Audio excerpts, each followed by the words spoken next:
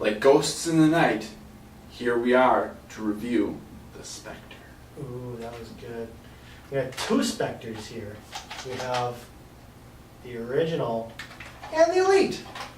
So we're going to talk about how they are the same and different and what makes them special. So, first things first, if I may. Go for it. One noticeable thing is that the actual body of the blaster is quite different. On the Elite one, the turret doesn't have the air restrictors. The air restrictor is integrated into the actual mechanism inside. On the Elite or the N-Strike version, the air restrictors are in the turret. That's why the turret is bigger than the other, and that's also why the Elite one has a larger body in back of the turret, because it has that Elite power inside. They had to change it up, move the turret forward a little bit, and so they could have the same style without changing it up too much. We've been discussing the possible benefits and differences between having it internal versus external, and we believe that it's probably more linked, or you will probably get a more consistent rate of fire, more consistent distance with the air restrictor being internal instead of having 5 separate air restrictors on the original Spectre. The color change between the two is significant, and this is a bit more pleasing to me anyway. The accessory is exactly the same in mold. It's, again, just a color change. I really like this barrel extension. It's very realistic looking, although a little bit out of proportion. But well, there are quite a few suppressors that do wind up coming to about this size. I think they're called like soda can suppressors or something like that. But this isn't a soda can. This is a Nerf. But anyway, the buttstock is the same. I don't really like it. I didn't like it with this. I was hoping for something a little bit different with the original Spectre. It suffers from the same bit as the Recon stock. It's flimsy. I like the idea of being able to collapse it and whatever, but it's just there's not enough strength in this here to support aggressive play. Yep. So yeah, I mean, the difference really is quite, it's not much physically. I mean, the body of the blaster did change a little bit, but overall it's basically the same blaster, Yep. other than performance. It was updated a little bit to get you a better, more consistent rate of fire, again, theoretically, but other than that, it's just same old regular Spectre.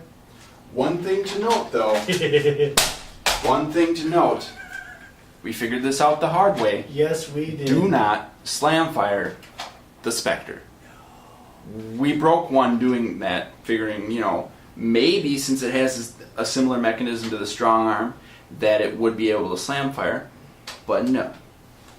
Another one bites the dust. Yes, but at least I got 2 accessories out of it. Yay. Yes, and I like the suppressor on my Rapid Strike. As we saw in the Rapid Strike episode. Yes. It looked pretty sharp. It looks good. I like it. This is probably one of the better barrel extensions that we've seen. So really, it's the second barrel extension in the Elite line. Yes. Limited accessories so far for the Elite line, but it is what it is. I don't think it looks too bad like this. Stripped down to its bare form. Kind of sleek.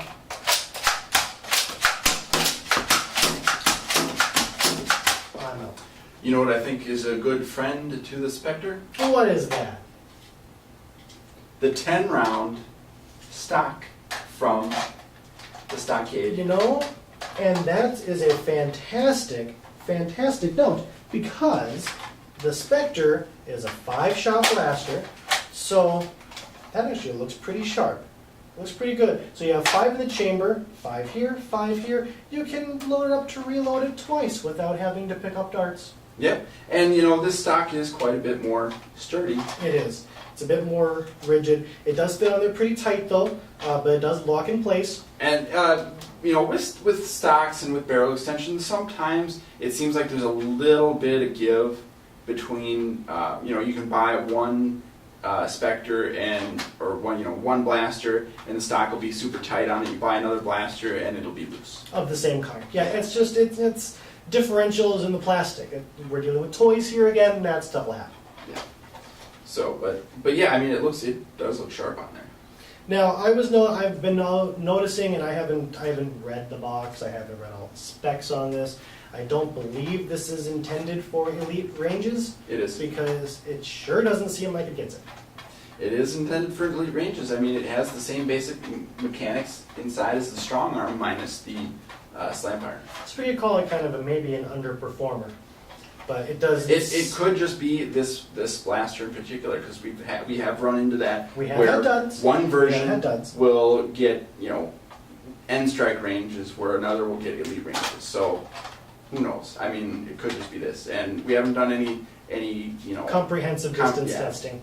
So, but yeah, I mean, it's I don't know. It's really hard to say whether you should get it or not, because with the strong arm, you're going to get one more dart and slam fire. Yep. But with this, you get 2 accessories, and you get the, and then with the hammer shot, you get 5 darts, but you don't get any accessories. You can't put a stock on it. You can't put a barrel extension on it.